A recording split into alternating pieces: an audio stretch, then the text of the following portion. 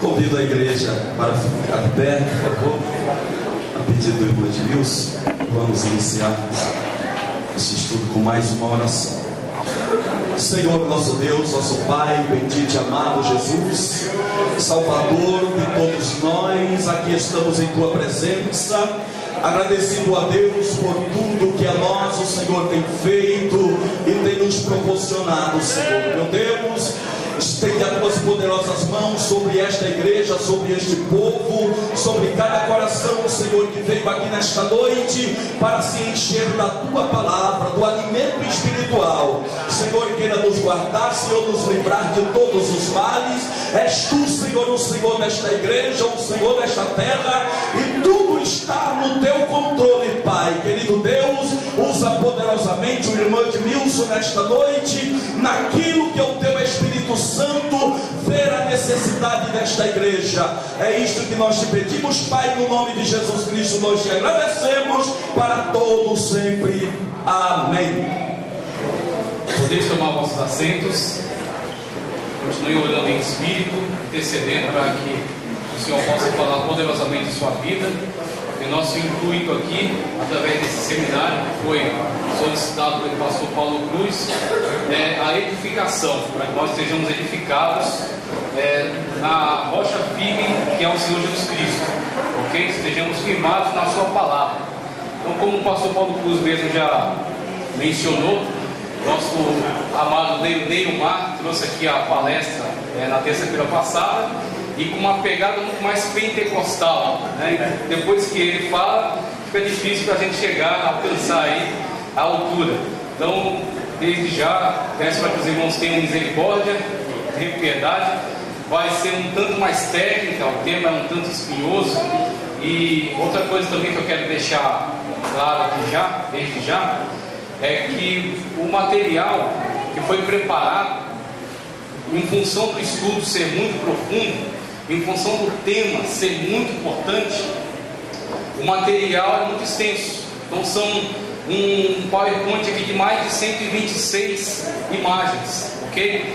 E é um conteúdo que eu preparei para que ficasse disponível para todos vocês, para que vocês pudessem fazer uso dele em casa, ler com calma.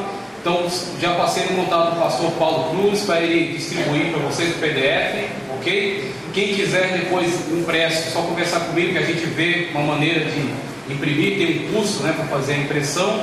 E outra coisa também que eu quero dizer, que eu vou mandar no contato do pastor Paulo 4 vídeos, uma playlist, onde você vai ter mais de 5 horas de gravação, explicando ponto a ponto dessa apresentação, fazendo a leitura de todas as referências, de todos os textos que vão ser apresentados aqui. Tem um outro vídeo de 2 horas e 40 minutos, um pouco mais resumido, mas nessa apresentação nós pretendemos abordar a questão soteriológica e cristológica.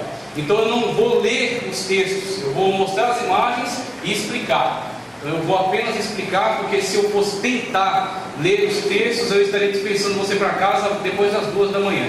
E provavelmente vocês não vão gostar muito disso. Então a gente vai ficar em cima a gente vai mostrar a imagem, mas não vai ler o texto, vai explicar diretamente, ok? Você vai ter oportunidade de ler ele com calma em casa.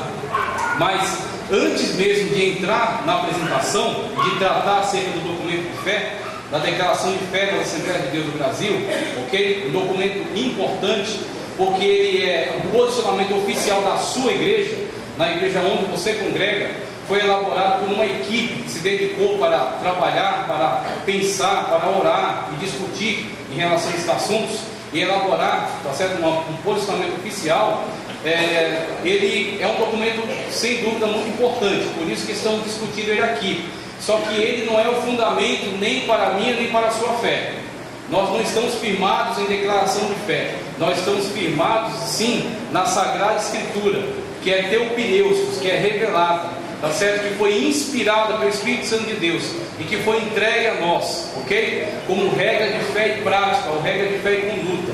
Então eu quero começar minha fala com a leitura de Mateus. Abre aí, Evangelho de Mateus,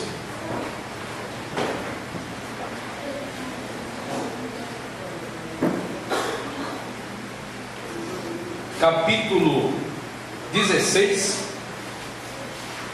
Evangelho segundo Mateus, capítulo 16, ok? A partir do versículo 15, Evangelho segundo Mateus, capítulo 16, a partir do versículo 15, que diz: Ele disse-lhes, aqui a minha versão é NVI, então é um pouco diferente. Ele disse-lhes: vão pelo mundo todo e preguem o Evangelho a todas as pessoas. Quem crer e for batizado será salvo, mas quem não crer será condenado. E estes sinais acompanharão ou seguirão os que crerem. Em meu nome expulsarão demônios, falarão novas línguas, pegarão em serpente, e se beberem algum veneno mortal, não lhes fará mal algum ou dano algum. Imporão as mãos sobre os doentes, e eles ficarão curados. Depois de lhes ter falado, o Senhor Jesus foi elevado, foi assunto aos céus, e assentou-se à destra ou à direita de Deus. Então os discípulos saíram e pregaram por toda parte, e o Senhor cooperava com eles, confirmando-lhes a palavra com sinais que a todos acompanhavam. Amém. E é porque esta palavra é verdadeira que hoje esta igreja está reunida aqui para estudar mais, para se aprofundar mais, para edificar a sua vida na verdade. Então nós estamos firmados, não é em cima de teologia, nós não estamos firmados em cima de declarações de fé, nós estamos firmados na palavra de Deus que vem direto do céu, inspirado pelo Espírito Santo de Deus, na instrumentalidade de homens falhos, mas que estavam sendo orientados, guiados pelo Espírito Santo de Deus. E porque nós cremos nessa palavra, nós entendemos que precisamos nos posicionar. É isso que nós estamos fazendo aqui nessa noite. Nós estamos tomando uma posição. A igreja precisa se posicionar diante de certas declarações que não têm respaldo bíblico. Então, por isso que a declaração de fé, ela visa ser bíblica. A questão aqui não é endossar arminianismo, a questão aqui não é endossar calvinismo, nem combater esse, nem combater aquele. A questão aqui é ser bíblica. É isso que eu achei mais importante da afirmação daqueles que estão à frente, que aqueles que estão responsáveis pela elaboração da declaração de fé. Nosso interesse aqui é ser bíblico. Então, se determinada corrente teológica se aproxima um pouco mais em relação àquilo que a Bíblia Sagrada afirma, então nós concordamos. Mas se ela se afasta, então nós discordamos. Mas a questão aqui é que nós estamos afirmando a palavra de Deus na sua inerrância, okay? Então vamos já dar sequência aqui com a introdução aqui à nossa fala. Deixa eu só, vamos lá. Travou aqui, vamos lá. Uma hora ele vai. Bom, então o que vamos discutir aqui na nossa fala? Que é uma abordagem soteriológica e cristológica. Nós temos o artigo 3º, tá certo? O artigo 6º e o artigo 7º. Esse é o nosso objetivo principal aqui, é discutir esses artigos, o artigo 3º, tá certo? O artigo 6º e o 7º. No artigo 3º, você tem, cremos, ok? Então, esses artigos são o norte, e a discussão teológica que vai se desenvolver é para justificar essa posição.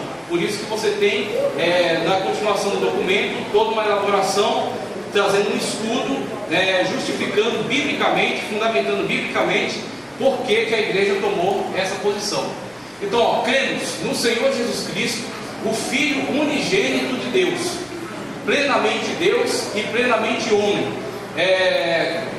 na concepção e no nascimento virginal, e na sua morte vicária, substitutiva e expiatória, em sua ressurreição corporal dentre os mortos, e em sua ascensão vitoriosa aos céus, como Salvador do mundo. E os versículos que se seguem. Cremos também, o artigo 6º, na necessidade absoluta de novo nascimento pela graça de Deus, mediante a fé em Jesus Cristo, e pelo poder atuante do Espírito Santo e da palavra de Deus, para tornar o homem aceito no reino de Deus. Também cremos no perdão dos pecados, na salvação plena e na justificação pela fé, no sacrifício efetuado por Jesus Cristo em nosso favor. E os versículos que se seguem. Então temos uma abordagem cristológica no artigo 3º e uma abordagem soteriológica no 6º e 7º. Eu vou tratar primeiro da questão soteriológica, que é certamente a questão que mais desperta controvérsias, que mais traz uma certa polêmica. Nossa intenção aqui não é polemizar, mas na afirmação da verdade, segundo a palavra de Deus, em alguns momentos você vai entrar em contraste com certos movimentos, com certas teologias que não tem como concordarmos. Então nossa questão aqui não é necessariamente atacar um posicionamento teológico, mas o nosso objetivo aqui é afirmar a declaração bíblica, é ficar sempre nos limites daquilo que a Bíblia Sagrada tem nos orientado, para não praticarmos a chamada exegese. O que é a exegese? A exegese é você incutir na Bíblia Sagrada aquilo que você quer que ela diga. E tem muitas pessoas por aí praticando a exegese, ou seja, manipulando a Sagrada Escritura. O presbítero Neumar trouxe aqui na terça-feira passada muitos movimentos chamados neopentecostais. E esses movimentos, infelizmente, têm praticado muito a exegese e não a exegese, mas não somente eles, até alguns movimentos tradicionais, até alguns movimentos ditos reformados, ok? Que tentam até pegar a reforma toda para si. Eles também, se observados de perto, se analisados de perto, você poderá observar que ali não houve uma exegese. O que é a exegese? É você submetido à palavra de Deus, você permitir que a palavra de Deus oriente o seu entendimento, você se atentar à intenção do autor, você está submetido àquilo que a palavra de Deus está te dizendo, e não você incutir a ela aquilo que você quer que ela diga. Então nós tentamos aqui sempre, de maneira esforçada, praticar a exegese, ok? Buscar entender qual a intenção do autor, buscar entender quais são os limites do texto, aquilo que o texto está nos dizendo, e não incutir nele aquilo que queremos enxergar. Então por isso que vamos dando sequência aqui. Primeira abordagem soteriológica, ok? Vemos aí essa questão, vamos ver o que há de mais relevante aí para tratarmos em relação a ela. Então veja, para discutir a questão dos artigos 6º e 7º, temos principalmente o capítulo 10 do documento aqui da declaração de fé. O capítulo 10 vai abrir desta maneira aqui, olha o texto que ele usa: cremos, professamos e ensinamos que a salvação é o livramento do poder da maldição do pecado e a restituição do homem à plena comunhão com Deus, a todos os que confessam a Jesus Cristo como seu único e suficiente Salvador. Preste atenção, a todos que confessam. Existe uma condição, né? Condicional é crer, é confessar Jesus Cristo como seu Salvador. Estou dando essas ênfases aqui porque isso aqui será atacado por certas correntes teológicas. Certas correntes teológicas vão tentar refutar esse entendimento aqui da palavra de Deus. Precedidos do perdão divino, a esse dão testemunho todos os profetas de que todos os que nele creem. Veja aqui, é uma condicional, é uma condição chamada sine qua non, sem a qual não. Se você não crer, não tem acesso à graça salvífica. Se você não crer, de antemão já está condenado, porque condenado nós já estamos. Todos pecaram e destituídos estão da glória de Deus, participando da salvação em Cristo Jesus, tendo os méritos de Cristo aplicados sobre a sua vida, o sangue de Cristo derramado sobre você, perdoando, curando, limpando, apagando todo pecado, desde que você crê. A condição é crer, é manifestar a fé salvífica. Então guarde bem essas afirmações. A este dão testemunho todos os profetas, de que todos os que nele creem, em Cristo, receberão perdão dos pecados pelo seu nome, conforme Atos 10:43. Trata-se da restauração do relacionamento do ser humano com Deus por meio de Cristo. Deus estava em Cristo, reconciliando consigo o mundo, não lhes imputando seus pecados. Pecados todos nós temos, mas não serão imputados, porque os méritos de Cristo nos foram imputados por meio do sacrifício vicário. Ele morreu por nós na cruz do Calvário. Por quê? Nossa culpa caiu sobre ele, nossa condenação caiu sobre ele, nosso pecado foi imputado a ele, e os méritos dele, uma vida de santidade, uma vida totalmente pura, totalmente livre de pecado, uma obra realizada com perfeição, quando ele disse está consumado, foi imputado a você. Quando Deus olha dos céus, ele vê o sangue de Cristo sobre você. E aí, como diz lá no Antigo Testamento, quando o bezerro foi morto, o sangue foi colhido e foi aplicado nos umbrais e na veiga da porta. Quando o anjo da morte que vem trazer a punição, o juízo divino, ele passa, ele vê o sangue, ele não pode tocar em você. Então, esse é o sacrifício realizado por Cristo em nosso favor.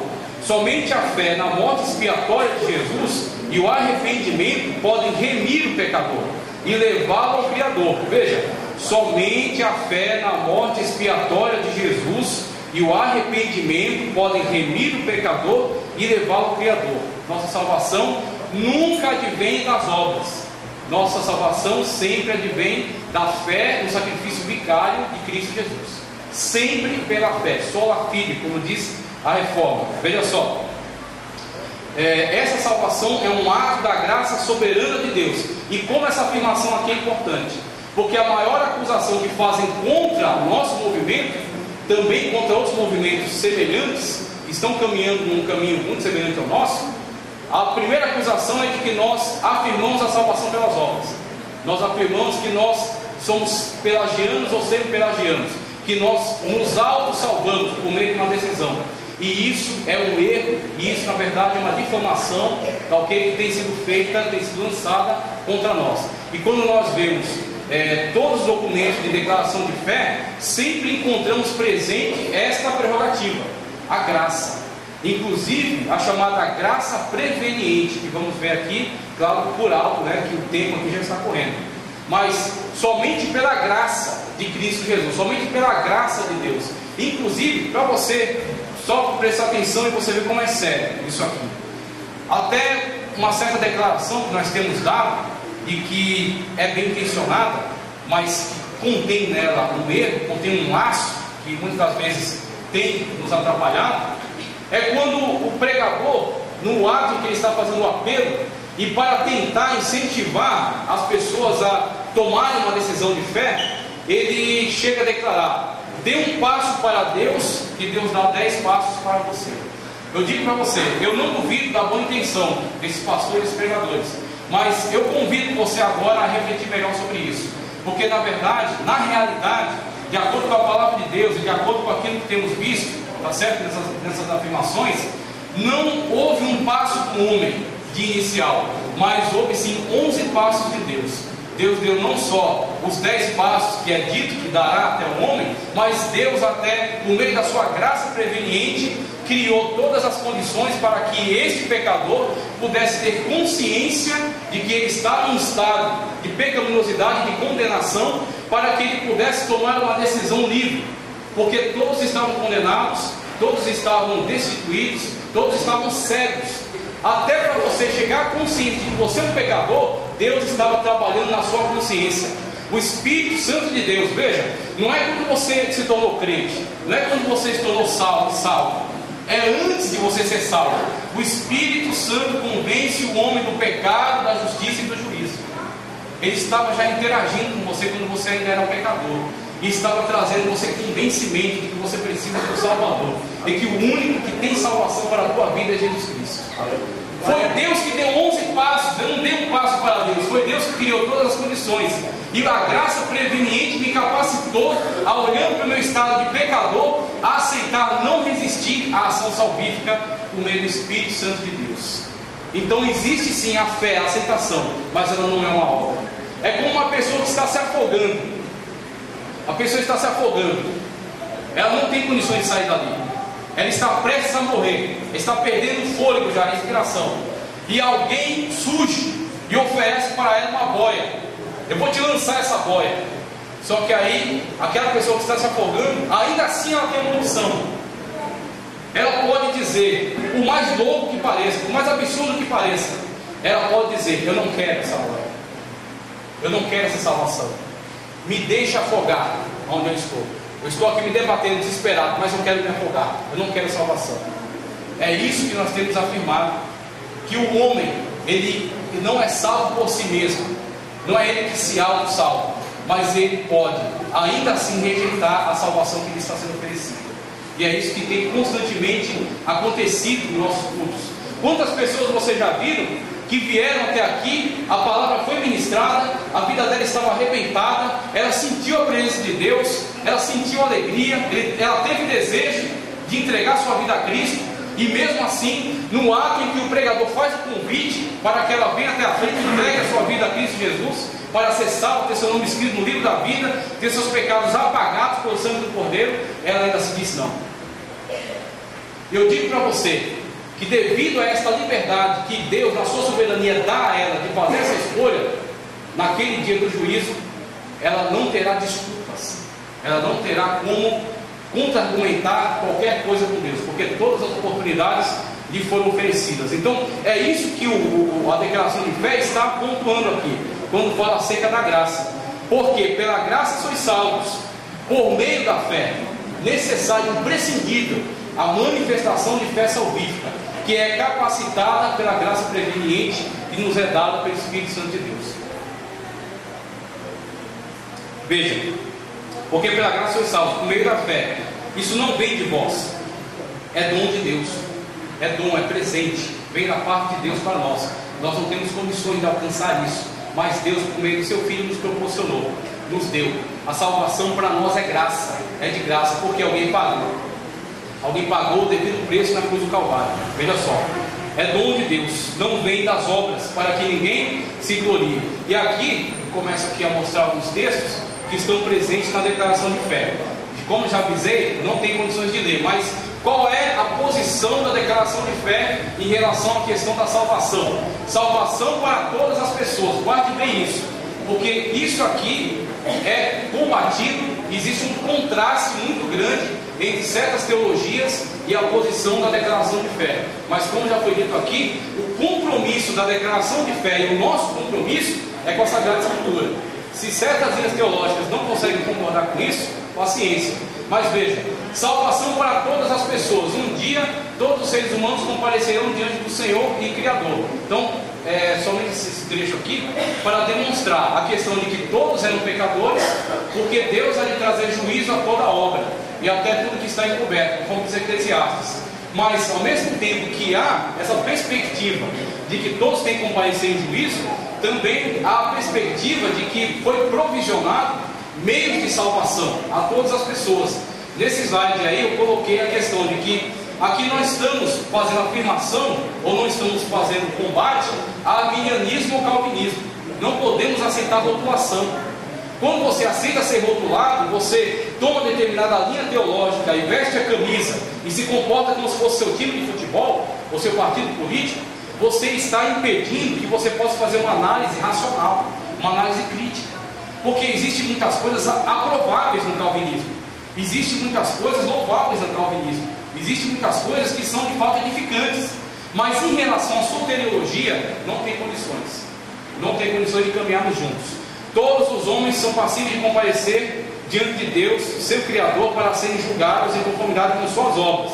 O Senhor Jesus Cristo foi provisionado por um meio de salvação eficaz.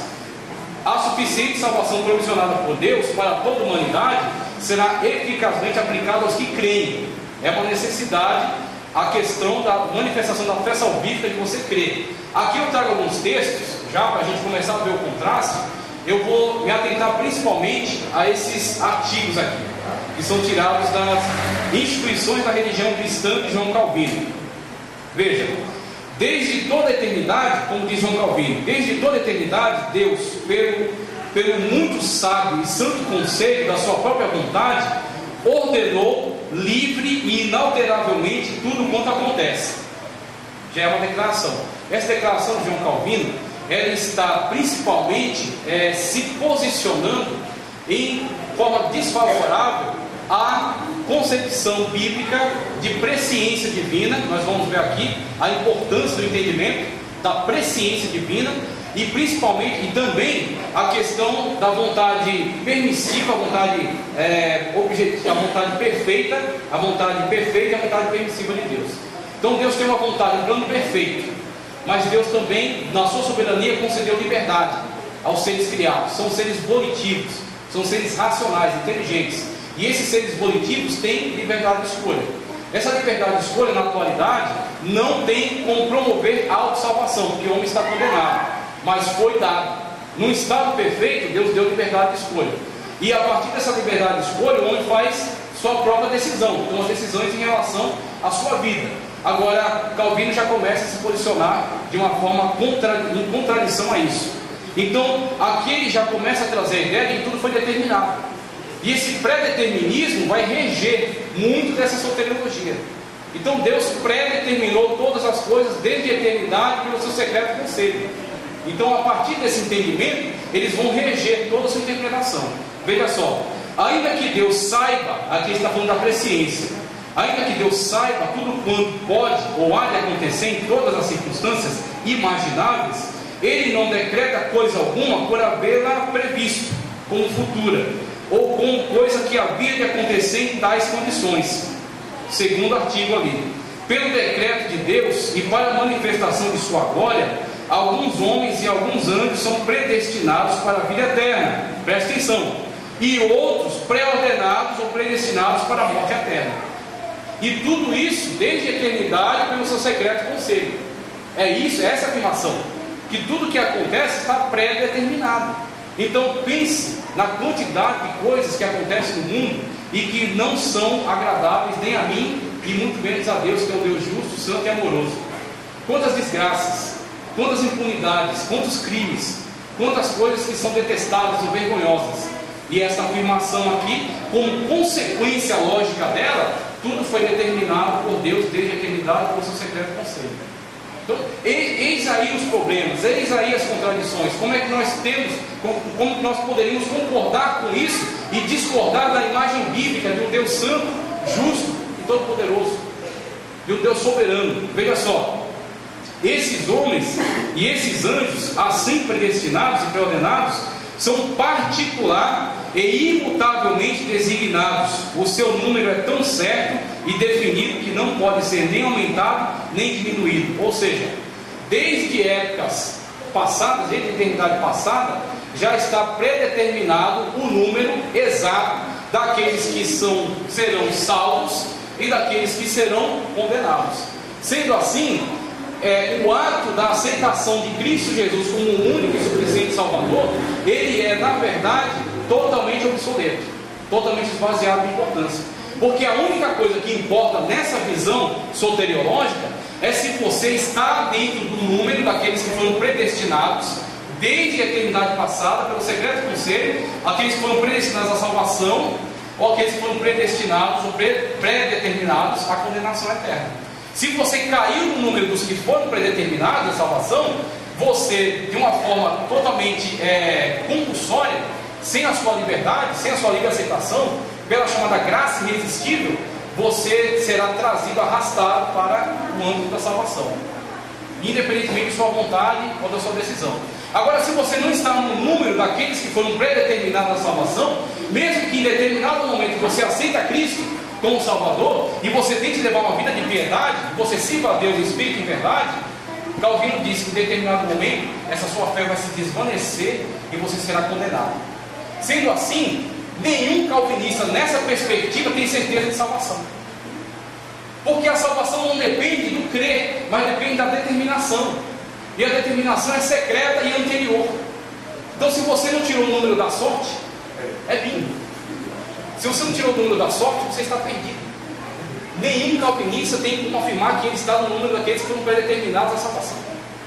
Por quê? Calvino mesmo diz: aqueles que não foram, quando chegar a hora que Deus determinou que eles não serão salvos, não serão glorificados, eles serão arrancados, serão tirados. Tem como nós caminharmos junto com esse tipo de conceito? Veja, perceba os contrastes em relação às concepções da doutrina bíblica da predestinação entre a declaração de fé e aos pensadores calvinistas. A clara afirmação da dupla predestinação, o que de antemão pré-ordena indivíduos, independentemente de suas ações, a condenação eterna. Agora, olha só uma coisa ainda mais complicada. Predeterminou a condenação de muitos ao inferno, desde a eternidade, antes mesmo desses terem tomado qualquer tipo de decisão, ou qualquer tipo de atitude, ou terem cometido qualquer tipo de pecado. Então ele já nasceu condenado, e Calvino vai dizer isso com todas as letras, que Deus no seu secreto conselho desejou que alguns desde a madre fossem condenados, e isso é para a sua glória. Dá para a gente concordar? Dá para a gente caminhar junto? Prefiro ficar com a Bíblia. Aqueles que creem serão, e aqueles que não serão condenados. Bíblia Sagrada.